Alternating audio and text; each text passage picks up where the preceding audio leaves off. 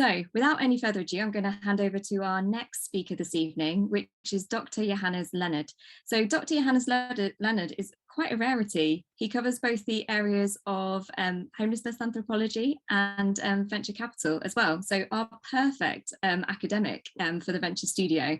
And we have been delighted to be able to work with him over the last year in the work that we've been doing. So Johannes is going to be our chair for this evening of our amazing panel of speakers who've come to join us to talk about harnessing the power of entrepreneurship to end homelessness. Johannes, over to you. Yeah, thanks a lot, Liz, for having me. It was indeed fantastic, almost unheard of to hear about you coming out of the cave saying, we are doing exactly what you're doing, which is combine thinking through venture capital and homelessness. Yeah, I'm very happy to be here today and that the Venture Studio has already existed for a year now. But this is not about me. This is about a conversation with three people that are very, very accomplished and have a lot to say about this. Let me introduce you to Dr. Vivian Ming, who's joining us as the first participant on the panel. She's a theoretical neuroscientist, entrepreneur, and author, and co-founded Sokos Labs, which is her fifth company, actually, an independent institute exploring the future of human potential. And Vivian also sits on the Chrysler Venture Studio Advisory Board. And so does actually our second guest, Sajid Britton, the co-founder of Code Untapped, which is a digital skills accelerator, and also a venture capitalist himself with a specific focus on funding underrepresented entrepreneurs in London at Impact X Capital.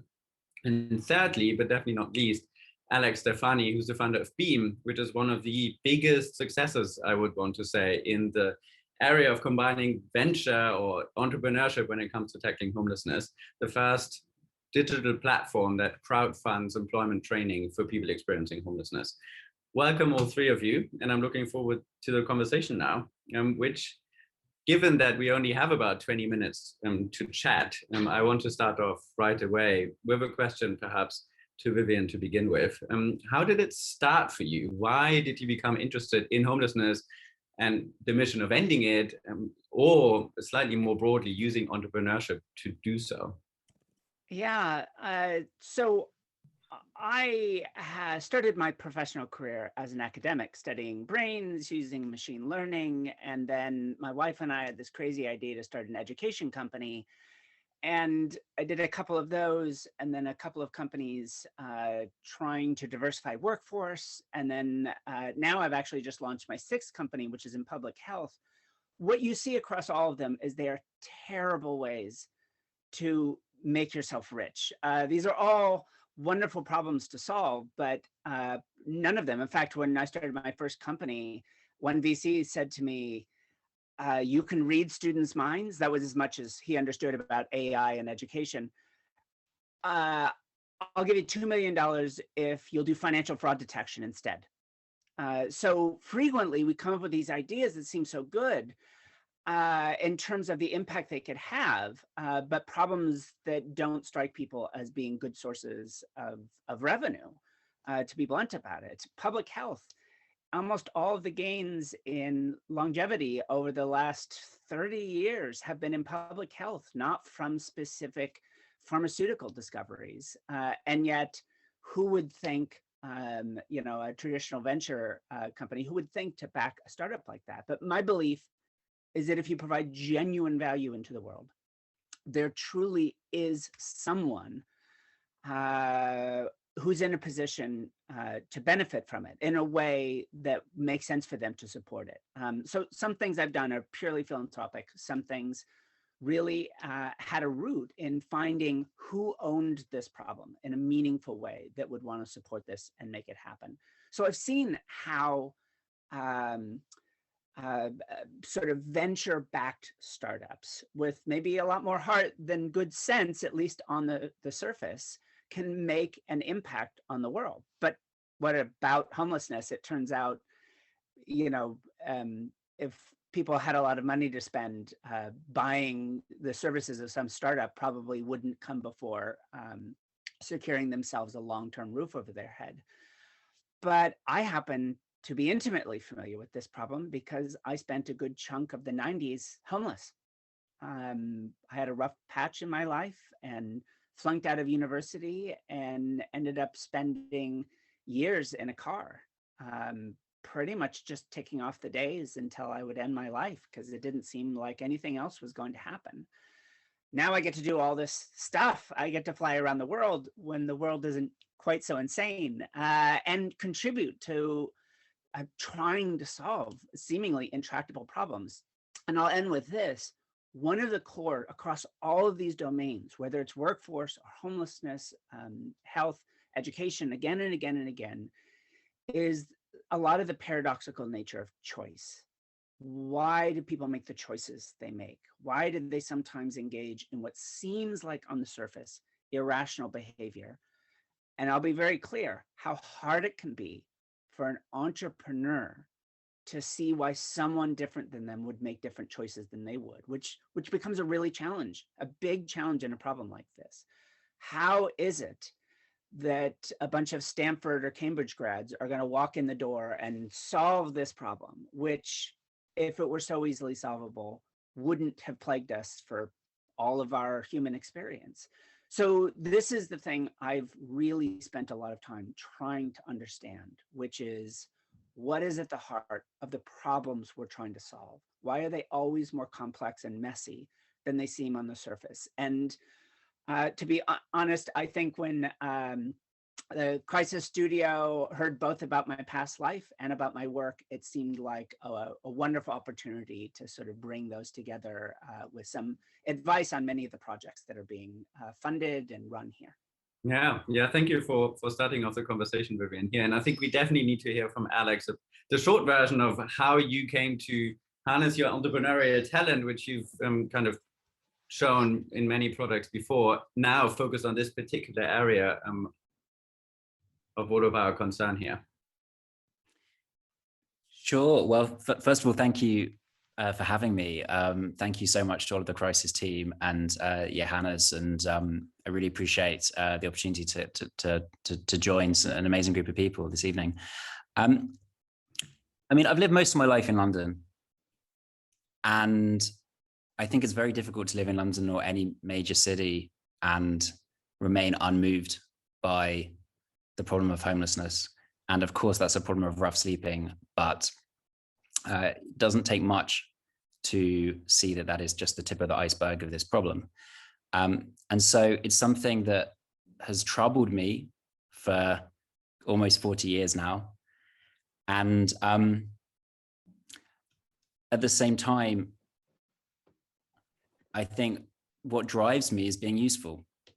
And so for a long time, I've looked at problems like homelessness and other social problems, and the people in my family who are the sort of role models and people who are sort of looked up to are people who've been involved in social work, community work in various forms over, going back decades and more. I never knew what to do. I never knew how I could play a part.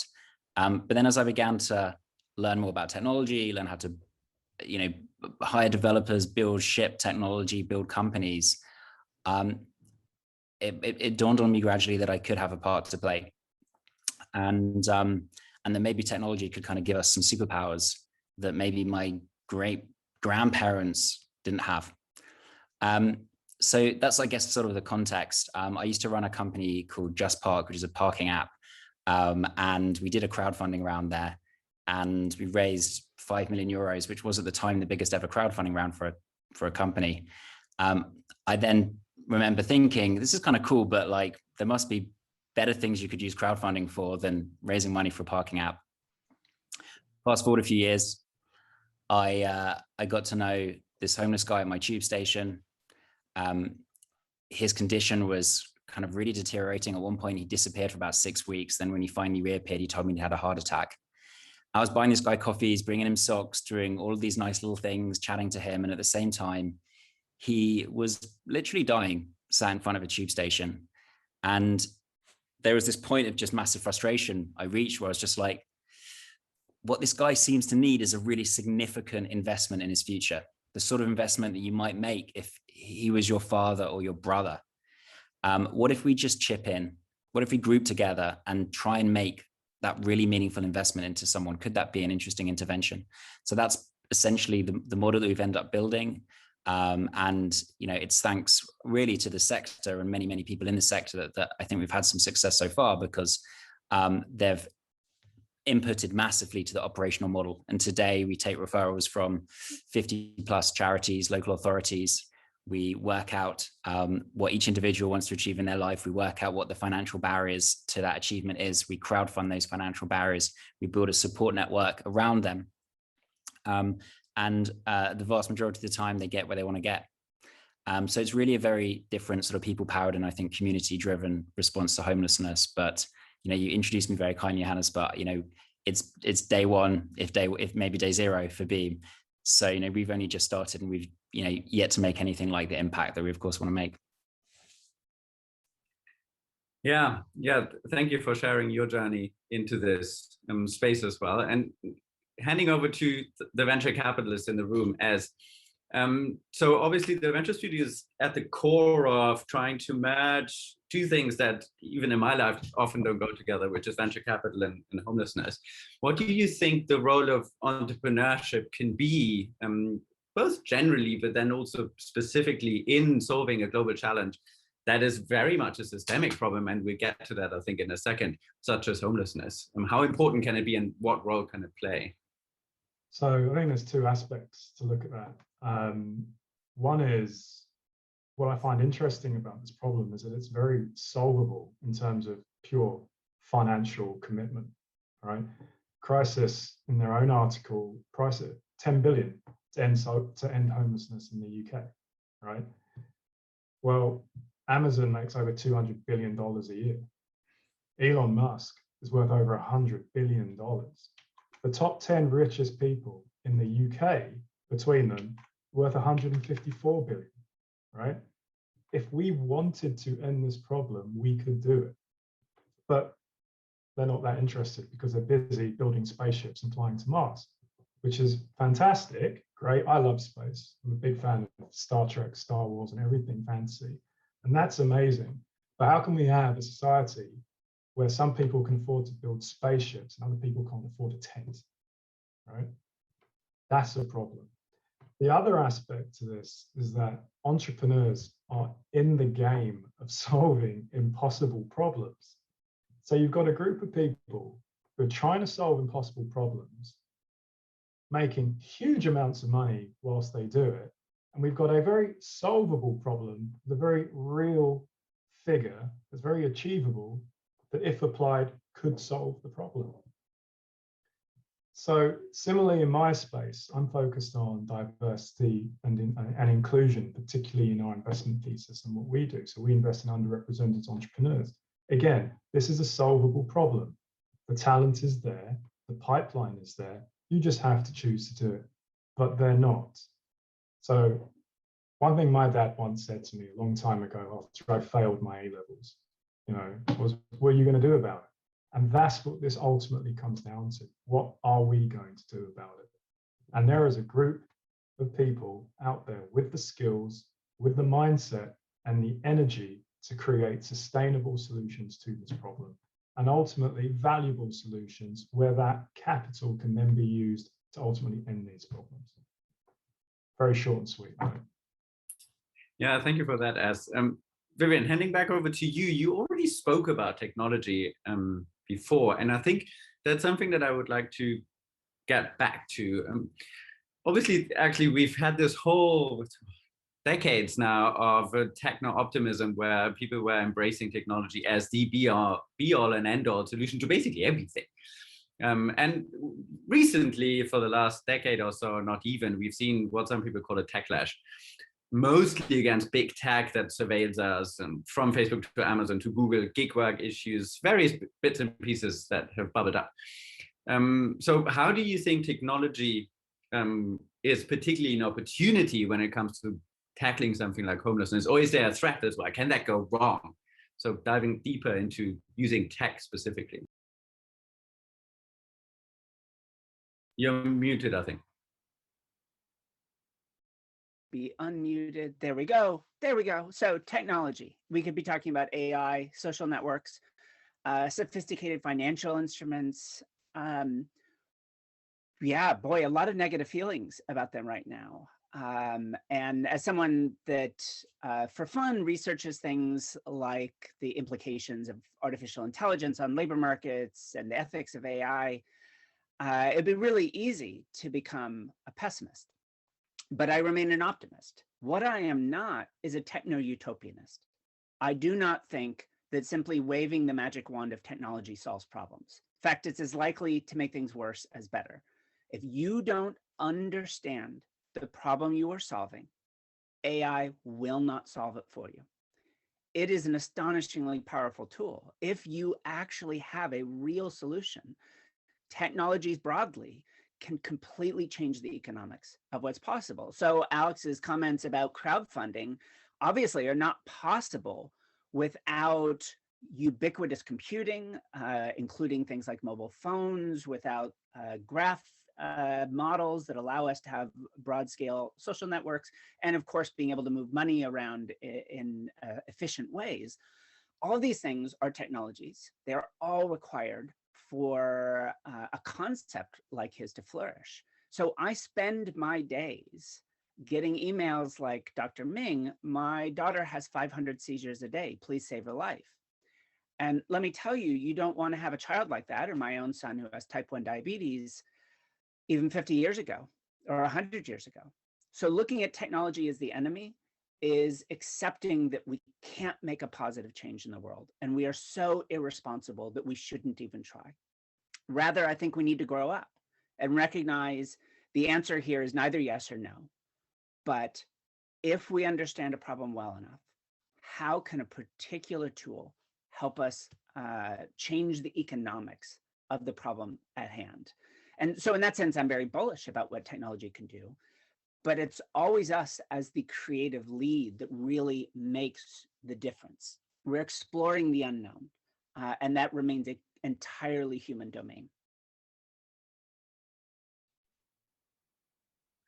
Yeah, I would love to dig deeper into this. Hopefully we'll have a moment in the Q&A in a second. I already saw a couple of questions. Alex, I'd like to jump to you and talk about another aspect that I think is one of the elephants in the room. We've already talked about money. And then there's a question of, is money and entrepreneurship always venture capital? So obviously you started a startup. Have you raised VC money? And if so, how do these people react to you focusing on this sector, which is not exactly something that VCs normally spend a lot of time thinking about? And how is it an investment opportunity for them, or is it a charitable project? And how do you position yourself, and what can you possibly also say to other people who are working in this space, tackling homelessness as a way of approaching what is at the moment still considered the big money, the venture capital out there in the entrepreneurial world? Quite a few questions. So, I mean, the capital is obviously a big universe, and there's lots of different types of money with different intentionality. So, in the company I first ran, we had crowdfunding that I mentioned. We raised money from a venture capital fund. We had angel investment. We had corporate venture capital as well from BMW.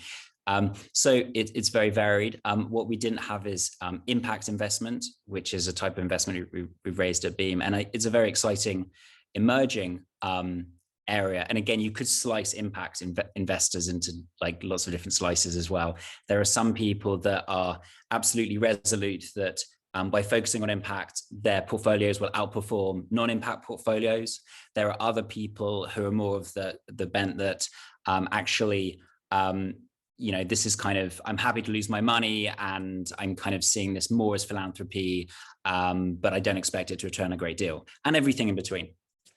And I think that, we have seen that with our own fundraising. And the main thing is that people are really aligned on the values and aligned on the mission. That's the most important thing. So we've certainly turned away plenty of money from people who we didn't think were aligned on our values and mission. And that's fine, actually, because there's a lot of money out there. And that's, I think, the right thing to do.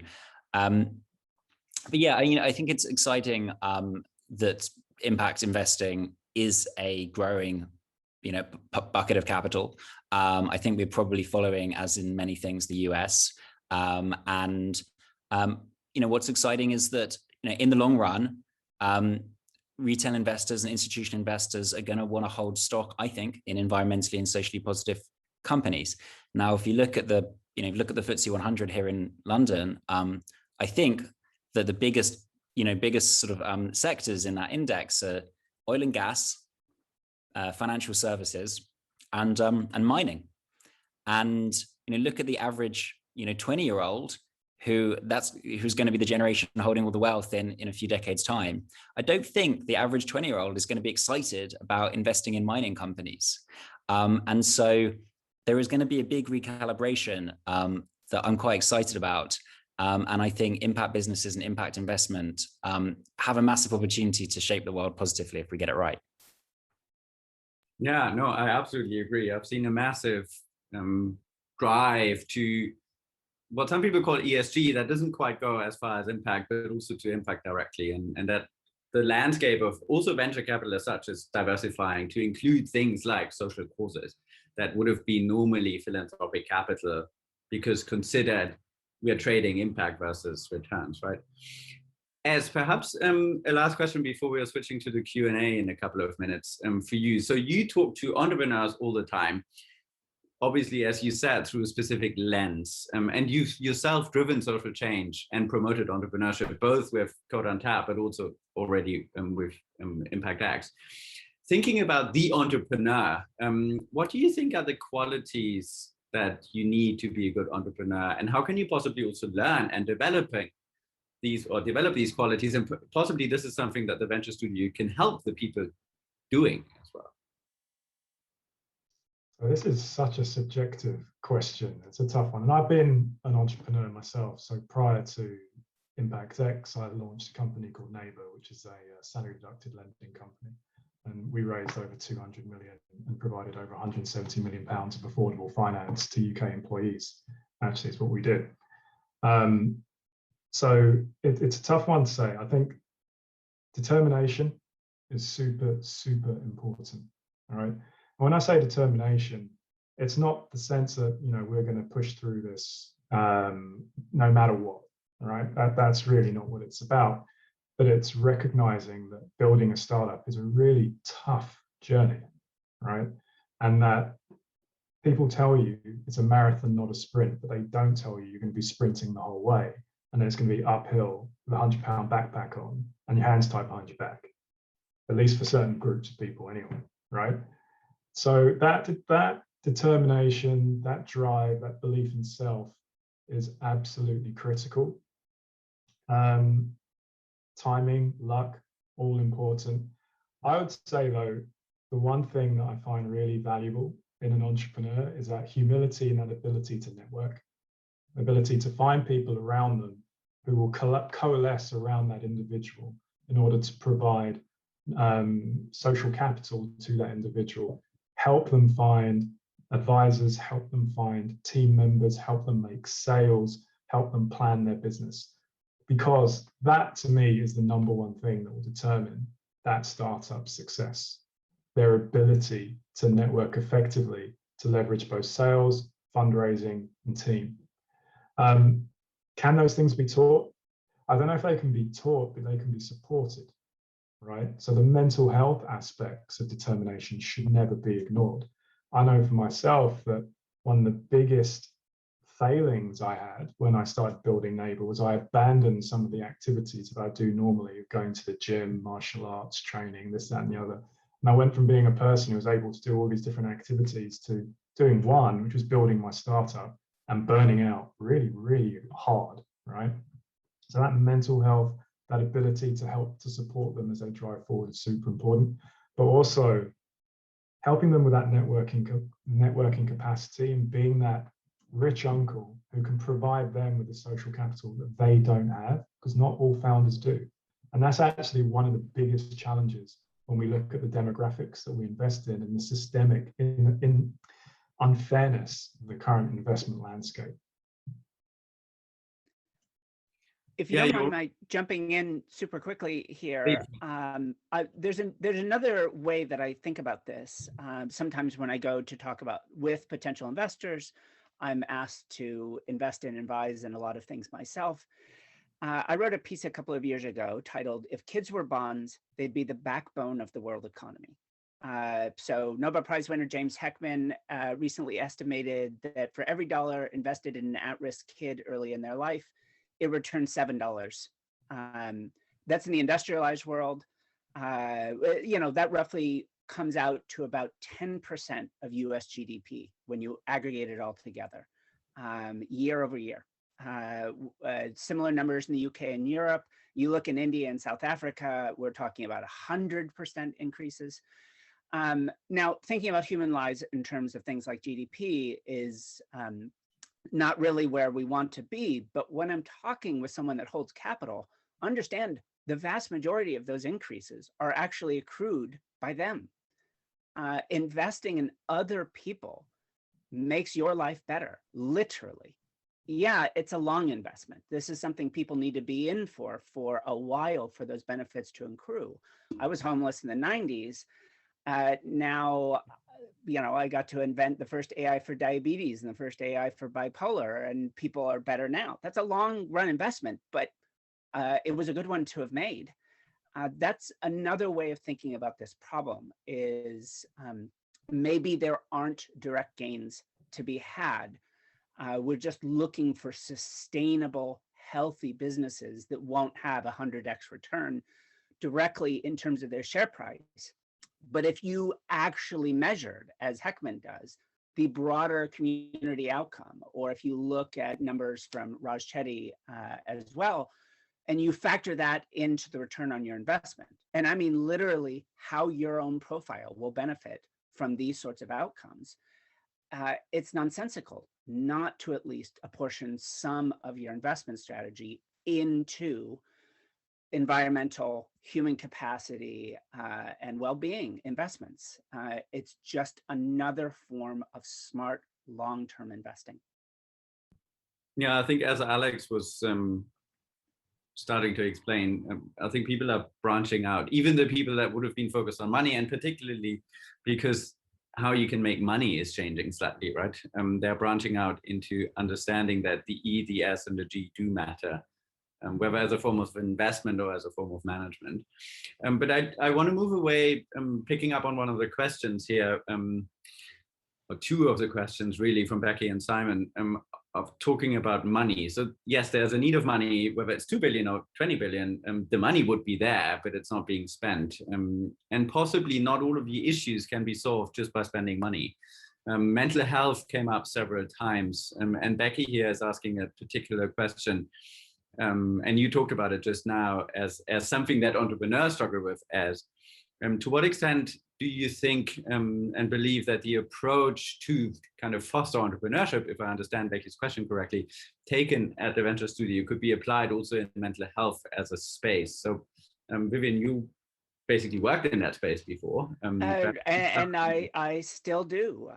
In fact, my new company started looking at suicides and trying to predict suicides from behavioral data so that we could intervene before they happen. And it was purely a philanthropic. It expanded over time into something that was even bigger than that. So we see all this again. So the question, can technology play a role? Absolutely it can. Will it on its own solve this? No. Can startups and the venture industry broadly defined play a role? Absolutely. Again, this loss of human capacity is a very measurable drag on the quality of life for everyone. That it has this acute and brutal human cost for those suffering. Absolutely. I mean, I live in Berkeley, California. I'll be really blunt. You walk past people clearly in the midst of some kind of schizophrenic or bipolar episode every single day here. Out on the street, we really have minimal services to actually support people struggling. And Berkeley is a comfortable, warm place to be if you're having a trouble managing things. So it is an everyday part of our life here. I absolutely believe we can make a difference. Just understand the quick differences that are sometimes easier to make, hiding the problem away in institutions, or just handing out pharmacological solutions without a broader understanding of the problem. That's the place where I think we need to take some of our instincts in traditional, if you would call it that, startup culture, where we're looking for fast changes and easy wins. And we have to look in a very different way about what's going to create a sustainable change. And maybe we need to then, not maybe, definitely, we need to find other ways of measuring success than how big was your last round? Are you a unicorn? And are you headed towards an IPO? Because those things I have never invented a technology that couldn't make more money doing something else. And so a rational board would always push you away from what you're currently doing. We need other ways to measure startup success. And I think that's a very good segue to hand over to Alex. How do you think about your success when it comes to running a startup, but also tackling a problem that's so complicated and systemic that most success metrics don't necessarily work, right? We think about social metrics, and our social metrics are our North Star metrics, and our social metrics, our key social metrics at least, are the number of people who start work and the number of people who are stably housed. So we have a kind of the core service where we started with is around employment. So their metric is people starting work. And then more recently, we started a service called Beam Lettings, which is supporting people into their own homes. So their metric is to do with signing tenancies. And that's what we think about. That's what we think about kind of pretty much, or at least I think about all day, every day. And those are what drives the business model. And if the approach we've kind of taken is if we stay focused on driving social impact, and social impact drives the social enterprise, then the financial stuff would kind of take care of itself. So that's how we measure it. For me, I like this concept of an impact business, whether it's a social impact business or an environmental impact business. It's a business for me where the business is literally impact. The business grows by creating measurable social impact and can just focus on scaling and social or environmental KPIs. So yeah, that's how kind of, I guess, we think about it. But yeah, trying very much to take a kind of data-driven startup-y approach.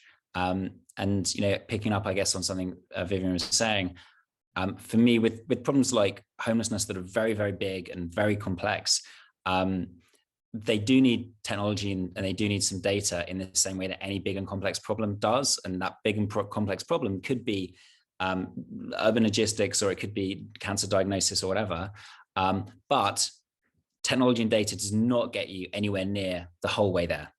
So what is very interesting is when you can bring, I think, those human-centered services along with the technology and along with the data, which is one reason why I think it's so interesting what Crisis is doing. And I think if you can bring those two things together, then it's kind of a 1 + 1 = 3 model. But we would never have the aspiration that people using Beam are met with only an algorithm, and that will ever solve problems for people with some of the complex issues that we work with. So it's, for me, all about bringing these two things together.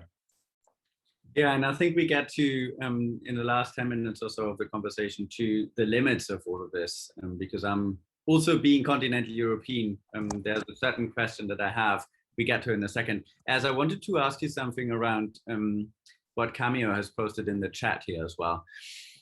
You obviously have already, and you talked about this before, you have a different lens. You're doing something that lots of VCs have historically not done and are frankly still not doing, which is invest in people who some might call underrepresented, some call overlooked, basically people that come with a different type of diversity. Basically everyone who's not a white man with a Harvard and Stanford degree, to put it slightly differently. And is there also an issue that traditional sources of finance, and we've already said this is broadening out, there's different pieces coming to the table, isn't interested in, say, neither people who have experienced homelessness, who are becoming entrepreneurs, or tackling an issue such as homelessness with a venture, be it as Beam is a social enterprise or even full for profit, right? So there's a really interesting question, and it comes back to this point of what are investors focused on, right? Ultimately, We talk about ESG, we can talk about unicorns, we can talk about zebras, we can talk about all sorts of things, right? Our focus at ImpactX is we invest in diverse founders. So our definition of diversity is based upon VC allocation. So historically, 96% of funding has gone to all white male founding teams, yet 50% of the population is female. In the UK, 14% of the population is BAME. If you assume half of them are women, that means 57% of the UK population is either BAME or female, which means we're not in the minority, we're actually in the majority, yet we only receive 4% of the funding, okay? That's a real weird dynamic, and that's not statistical fluke, right? That is a systemic problem. But then if we look at that, you know, I started off in the investment banking space. So I built financial risk and pricing technology systems in credit and equity derivatives. What I see is a massive arbitrage opportunity, right? Because what you have there is a skill set that has been overlooked, underinvested in, and fundamentally underpriced. You have a classic underpriced asset class opportunity, right? That is a huge revenue generating opportunity. So we're for profit and for good at the same time. That's the way we look at it. And hopefully the rest of the world will catch up soon. But even then, there are certain things that those investors still focus on. As a fund, we are still constrained by the dynamics of the LP structure, right? We have to raise money from other investors who are then looking for certain returns over a certain time horizon, the 2 and 20% model, right? It's very simple. And that's why funds chase these 10x, 100x opportunities, because they follow a pray and spray model. And the only metric they really look at is who's your friendship circle, right? And who do you know? Because if you know XYZ and this other person I've been speaking to knows XYZ and they know you, you're probably going to make a lot of money because you're going to raise a lot of money, because the primary metric of value is your valuation, right? That's it. Not how much, not how profitable you are, valuation. And even we have to adhere to that. You know, we're very happy to announce that we've in our portfolio, we've only got 10 startups so far. We're building ours. We've got a unicorn, right? Marshmallow hit $1 billion valuation. They're the second startup in the UK run by Black founders to hit $1 billion valuation. And that's amazing, right? And we have to flash that around and talk about it. And within 2.5 years, we've got a first unicorn. It's a 10% hit rate. We have a soonicorn in there, a company that's likely to become a unicorn. We're the third most prolific investor in Black founders across Europe within the last 2.5 years.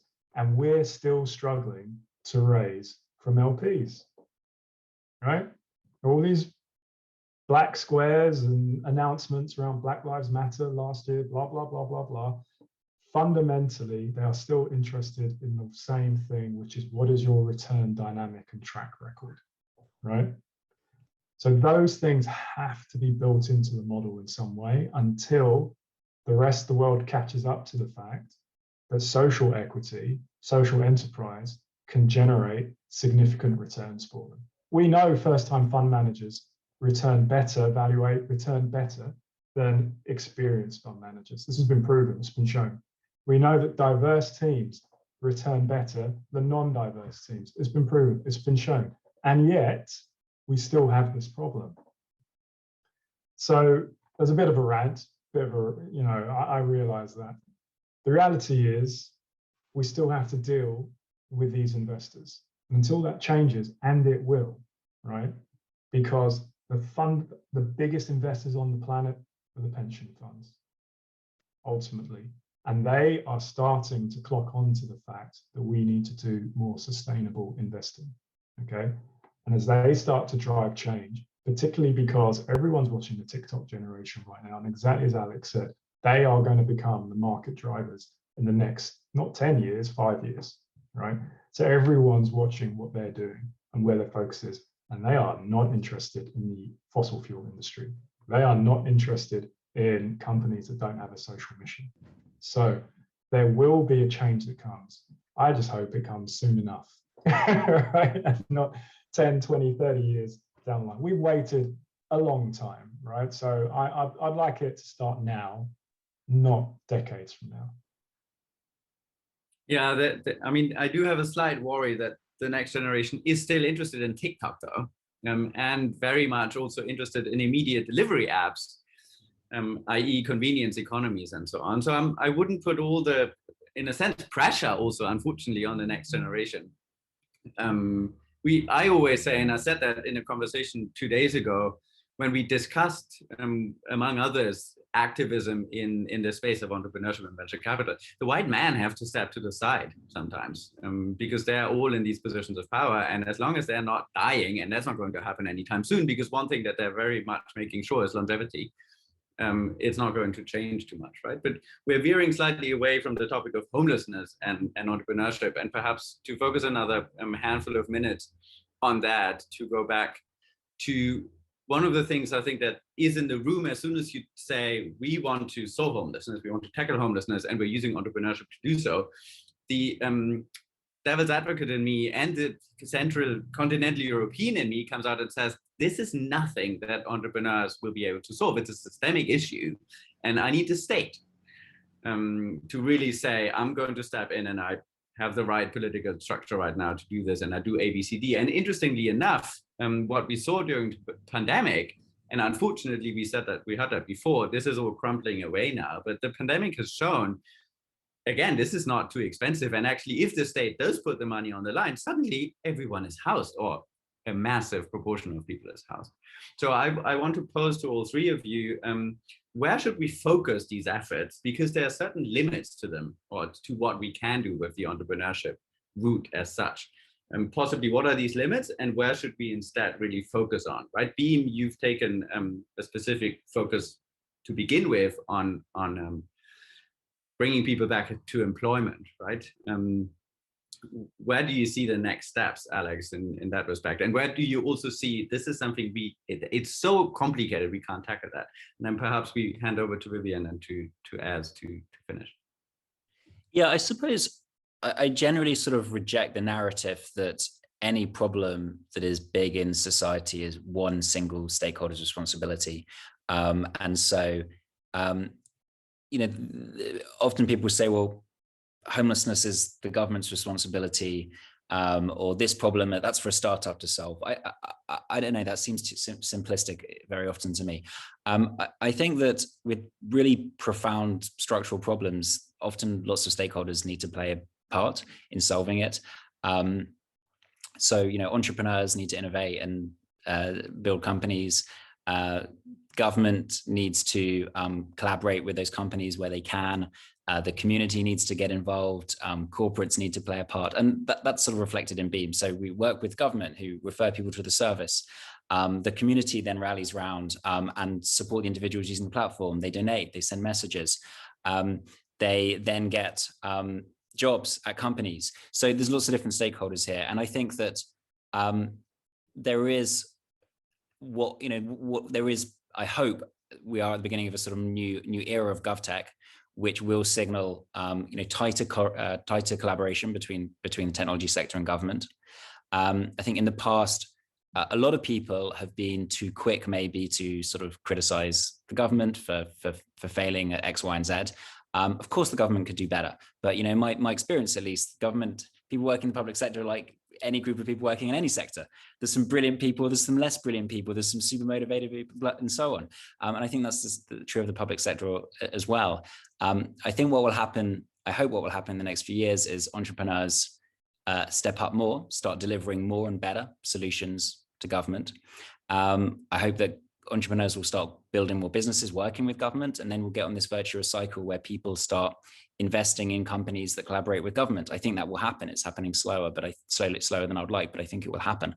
And what that will create then is an environment where investors start looking at GovTech businesses and investing in them, because historically, VCs, especially in the US, have looked at any business that might have any touch point with government and go, that looks messy and horrible. I'd rather just invest in some consumer facing thing or some B2B app.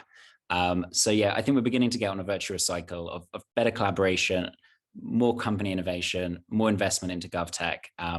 As with all these things, could be happening faster, but I think we're on the right track.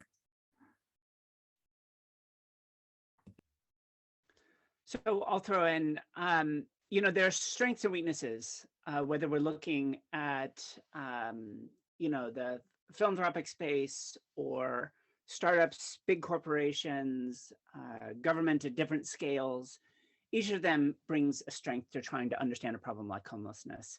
None of them are perfect. Every one of them has a weakness.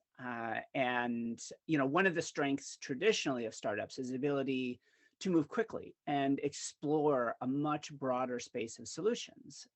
So one problem with, not that this would ever happen in the United States, but the federal government taking a really direct hand in trying to understand the problem is one size doesn't fit all. The problem in San Francisco is different than the one in New York, which is different than the one in London or in Berlin for that matter. And so understanding how these things play out and how things like trust in institutions and the degree to which a given society actually sees its own neighbors as being part of the same in-group, or if you're broken up into out-groups. So London might be a bit more cohesive than New York, but they both have a lot of disparate in-groups that don't see government spending on someone different than me as being in my interest.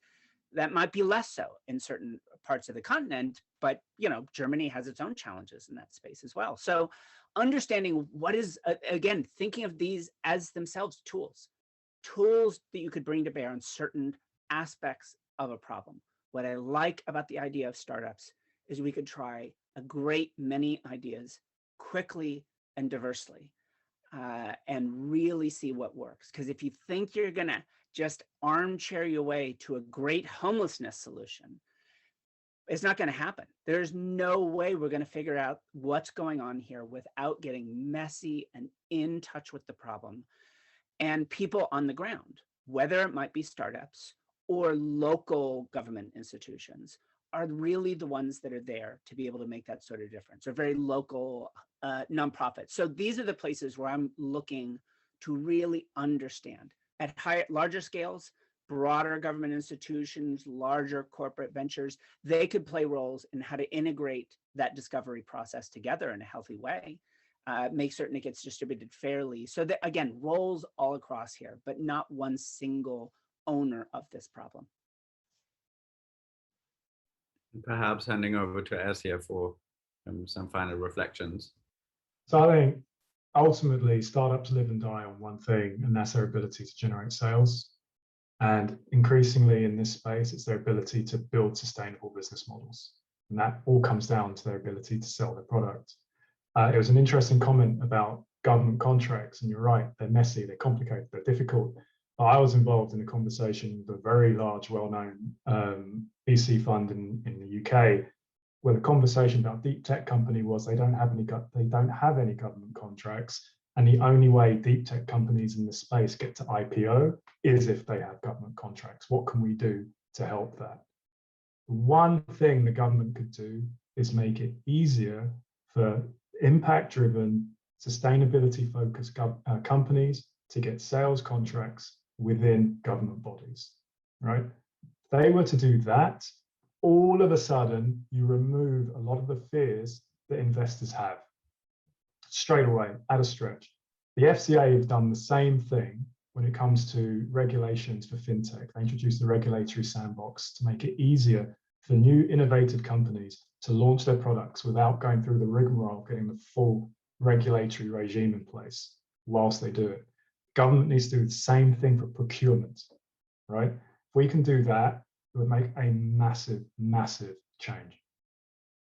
Yeah, I fully agree. We are certainly unleashing a multi-trillion-dollar or pounds or whatever currency you want to look at industry that takes away the market risk that startup face.